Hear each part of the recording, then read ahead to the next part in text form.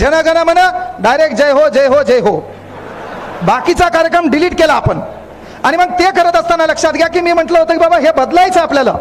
कारण काय होतं बा, एखाद्या जिल्ह्याचा, एखाद्या तालुक्याचा, एखाद्या प्रभागाचा विकास नाही झाला, त्याला डिपेंड आपण लोकप्रतिनिधी ठरवतो. आपली तर मेंटॅलिटी एवढी डेंजर आहे.